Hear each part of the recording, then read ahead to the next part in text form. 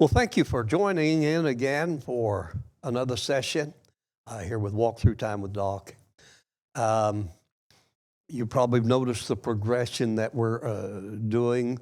I think we're getting a little better. We are not professionals yet, and probably never will be. But maybe somebody out there is a whiz on camera, and you'd like to come and give us some pointers and help us. We'd be glad to let you do that. But anyway, thank you again for tuning in. We're going to be again in Genesis chapter 1, and this will be session number 1, and session number 10. So let's get started. And we'll notice we'll begin in verse number 1 or verse number 27. And again, this is the sixth day of creation. And God says, God created man in his own image. In the image of God created him, male and female, created them. Now let's stop just a moment. Created them. We hear this evolutionary process. Now I want you to listen to me. Check this out. Almost always, if not always, when they find the missing link, which is missing and will always be missing because there's no link to be missing. But they find it. And when they find that, it's almost always the female. I haven't figured this out, but it's almost always the female that's the first link. Now, I guess I don't know how this works, because if she's the only one, how does reproduction go on? Anyway, in your Bible, now notice the text again. We'll go back to the text. He said, God created him, male and female created he them. It's obvious that when God, now think with me a moment. It's obvious that when God made Adam, he placed in Adam everything that was going to be necessary to remove from the body of Adam to make a body for Eve. Because it's obvious from the text, he created him, meaning the first man, Adam, but he created it, male and female created them. So, and notice verse 28, and God blessed them, and God said unto them, be fruitful and multiply, replenish the earth, subdue it, and have dominion over the fish of the sea, over the fowl of the air, and over every living thing that moveth on the earth. Let's stop there just a moment. And so he created man knowing that in a moment, and we'll get to it in another session, we'll see that God knew that Adam, when he viewed all that God had placed under his dominion, and it'll be in chapter 2, we'll see it. When God brought everything before Adam and Adam named them, there was no helpmeet for him. So God's going to cause a deep sleep. He's going to remove from the side of Adam, and he's going to create another body for Eve. She got her soul, she got her being from Adam. This is why from Adam forward in reproduction, it will be the seed of the man that brings forth the life of the next generation. And so, notice verse 29. And God said, behold, I have given you every herb bearing seed upon the which is upon the face of the earth, and every tree in the which is the fruit of the tree yielding seed to you shall be for meat. In other words, before the fall, before the flood of Noah, and we'll get to this in the future. Before the flood, under the canopy, it is obvious that God designed the human body to be what we call a vegetarian in our world today, a herbivorous. Everything that was needed for that physical body of all of the animals that had been created, and now the body for Adam. It's obvious it was created in association with all of creation so that all of the nutrients, all of the nourishment, whatever scientists and doctors try to tell us, you need to take this vitamin, and this vitamin, and you need to have this mineral, and this mineral, and so on. You need this much and this much out of all of that. It's obvious that God designed it so that the human body in Adam, then later for Eve, and then for their offspring, everything was provided physically through the created world around them. The vegetation, the fruits. Maybe this is why everybody thinks it was an apple. I don't know what fruit it was that Eve pulled off of the tree and gave to Adam, and sin fell or came into the human race. But let me just give you this. Let me stop and give you this. We have discovered that somewhere in the neighborhood of 1.7 to 2.0, somewhere in that neighborhood would have been the atmospheric pressure under the canopy. We talked about this a few sessions back.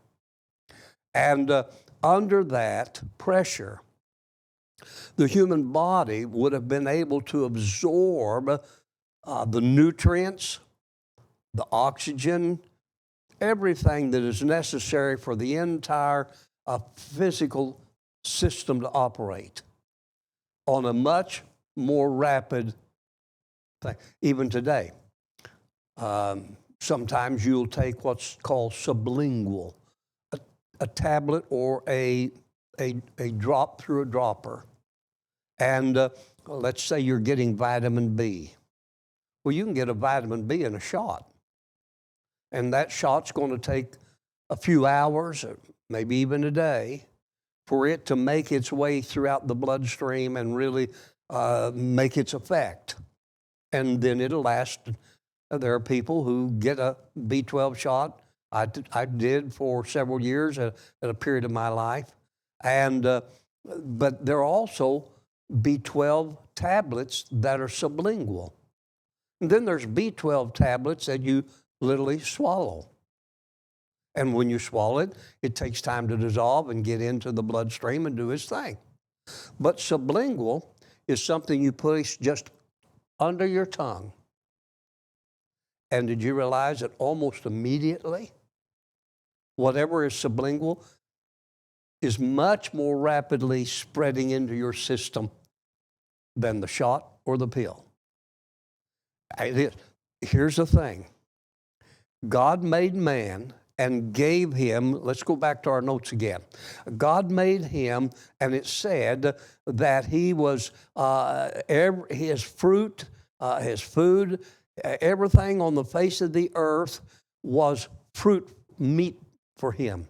It shall be for meat, your substance. So Adam, and what we can tell from the archaeological discoveries, man would have been somewhere in the neighborhood of an average of at least 8 feet or a little more tall. May have weighed around 300 pounds. I don't know, but he was larger. And he could probably run somewhere in the neighborhood 25 miles an hour. Yeah. I don't know about you, but if I ran a mile, I'm going to stop. I want something. I need something to nourish me back. Well, you see all these athletes all the time. They've got these thirst quenchers, and they've got this bottle full of minerals or whatever it is that they're going to drink it, and how they're going to get that energy back in them. Did you know that between the creation of man on day number 6 and the flood of Noah, that man could have maybe run 25 miles an hour, get a little tired, he can stop, reach over and find a piece of fruit somewhere on a tree, take it, nourishment goes into his body, get 20 seconds, and he's good to go again. That's how God designed it. Now look at verse 30. And to every beast of the earth, and every fowl of the air, and to everything that creepeth upon the earth, wherein there is life, I have given every green herb for meat. And it was so. So the animal world that were made all on the same day. He said, for you, the herb-bearing seed and the fruit of the tree yielding seed, that's your meat.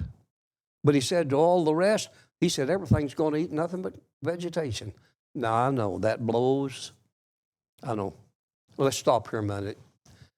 How about this? You've seen the movies. And hey, let's face it, everybody likes a little excitement in some of their movies. And you've seen all of these movies of Tyrannosaurus Rex, this big lumbering thing, walking around. He's a bipedal. He's walking around everywhere. And somebody supposedly re-engineered him. And now we're on an island somewhere. The movies are out.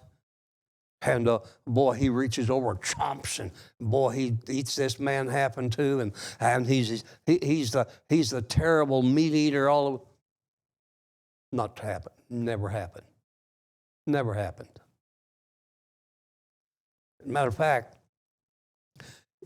if you study, go to a museum where you can see the skull of a Tyrannosaurus Rex and take a look at his jaws back here. And you're going to see he's got grinders. He's got big molars.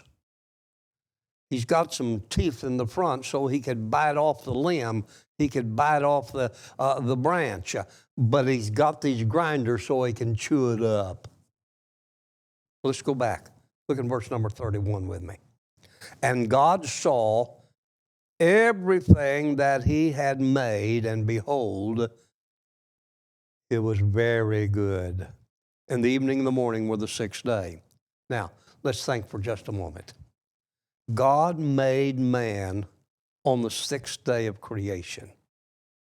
Now, let's visit these verses again. Verse 26 and 27. I want you to notice under the yellow that every verse has something to do with God, and God's creative power. And God said, let us. Now, we've already discussed in the first session the Elohim, the plurality of the Godhead. This is what he's talking about. Let us make man in our image, after our likeness. Now, notice in the green, he's made man, and now it says, and let them have dominion over the fish of the sea, and over fowl of the air, over the cattle, and over all the earth, and over every creeping thing that creepeth upon the earth. He made man and gave him dominion, authority over it all. Now notice, so God created man in his own image. In the image of God created he him, male and female created he them. Again, it is obvious that when he made one body, by the way, God has made human bodies 4 different ways. Look up a moment. God made a body for Adam out of the dust of the ground. He never made another one out of the dust of the ground because he only needed to make one. Because he's going to breathe into that body and it's going to become a living soul. Then he made a body for Eve by taking something from the side of Adam, and from the side of Adam, he made another body for Eve. So that's 2 bodies. Number 3, he made your body, my body, and everybody that has ever been born. He's made every human body since then from the agency of the man and the woman, the mother and the father. But he made a special body, number 4, for redemption purposes. He's going to make a body, and the Bible makes it clear, like unto man. He did not have the nature of man. He had a body that was designed by the Holy Spirit in the womb of the Virgin Mary. So God made a body for Adam, made a body for Eve, He made a body for you, and He made a special body for Jesus. So that Jesus in the human body could identify with man in every way, be tempted with sin in every way, yet because He's God, He's perfect, so that as a man on the cross, He could die and shed His blood as a payment for humanity, yet God could raise Him from the dead. We'll get to that a little more in the future. So let's look back again at our notes. So God made them, made him, male and female, created He them. Well, the Lord God formed man of the dust of the ground, breathed into his nostrils the breath of life, and man became a living soul. Now, I know that the evolutionist has got all these ideas out here, but folks, nobody but God alone was there, present, when this took place. All we can have and all we can discover is the after effects of that.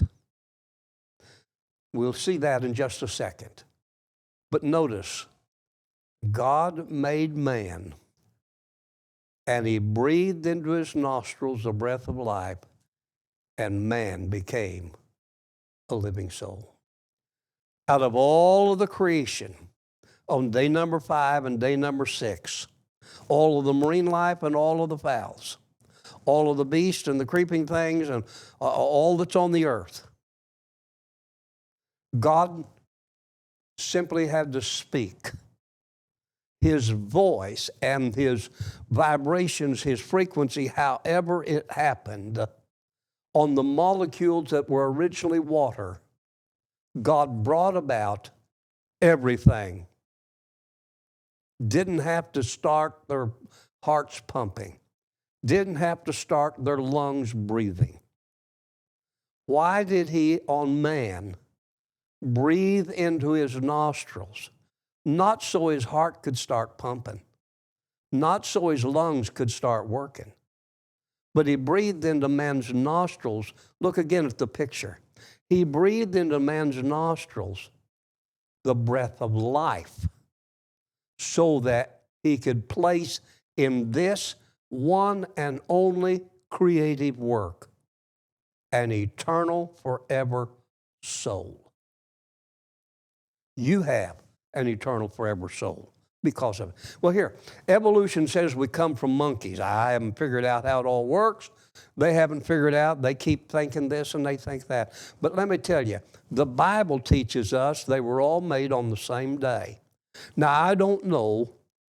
I'm not sure that this man rode on the back of Tyrannosaurus Rex. I wouldn't be surprised. The reason we have this picture is because for years I pastored in Texas. Everything's bigger in Texas, you know. And our museum is in Texas. If you haven't checked out creationevidences.org, you really need to see our museum and to see some of what we have there. But again, Job 40, verse 15, see, behold, now behemoth, which I made with thee, he eateth grass as an ox. We'll get to this again in the future, but God made the dinosaurs and He made man on the same day. You're looking at some of the many we have uncovered human and dinosaur tracks together. We have uncovered dinosaur tracks where a human had stepped inside of it. We've uncovered human footprints where the dinosaur had stepped on top of theirs. We'll get to this in another session in not too distant future when we talk about the flood and the results of the flood. But you are looking at something that I had the opportunity to be a part of the original team. As a matter of fact, that human footprint where Dr. Ball's left arm and hand is 16 inches long, human footprint. Next week, I'll bring a picture. Not a picture, but I'll bring you a mold that was made from this very thing. I want you to notice 16-inch long human footprint. His right hand is in the toes of, I don't remember exactly which dinosaur this was. I should have that for you, but 18 inches apart. Man's going one direction and the dinosaurs going the other direction. In this very area of our excavation, we uncovered 4 different sizes of human footprints. We uncovered a saber-toothed tiger track.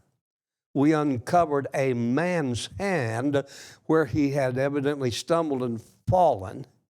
And we have human and dinosaur tracks over the top of each other in about an area about the size of a normal home, a normal house. Probably in somewhere in the neighborhood of 60 or 70 feet by 40 feet up above the Paluxy River.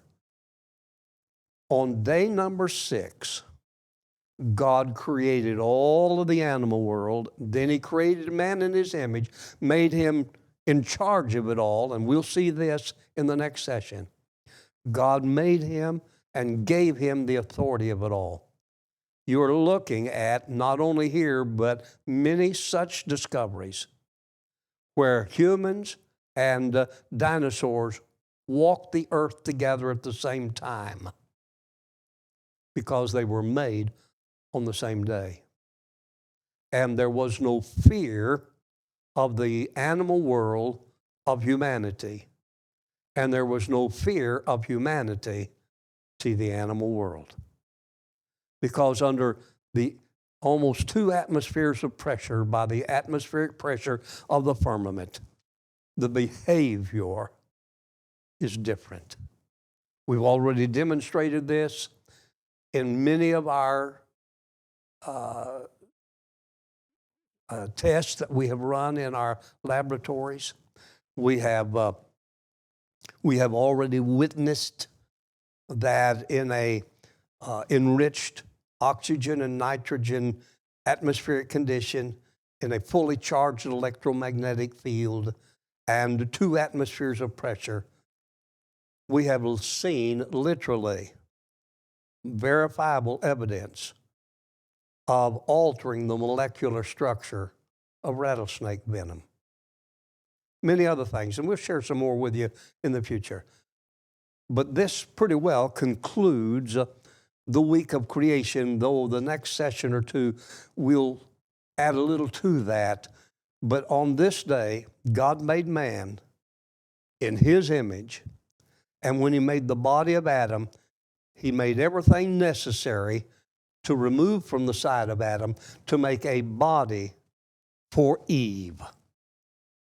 But in the original creation, this is why when we get to it in the next session, I think it'll be, we'll discover it was Eve that was deceived, but the Bible said Adam willfully sinned. Because God made Adam and gave to Adam the restrictions that was given. Just 2 trees out of all of creation, they're mine. We'll see that in our next study. So I think hopefully you'll join with us again. Share this with others. And go to our bookstore, WTTministries.com. And Look at some of the materials we have available there. They've been a blessing to a lot of people. Share it with others and help us kind of grow our following here in the teaching and walk through time. Again, thank you. Until next session, God bless you.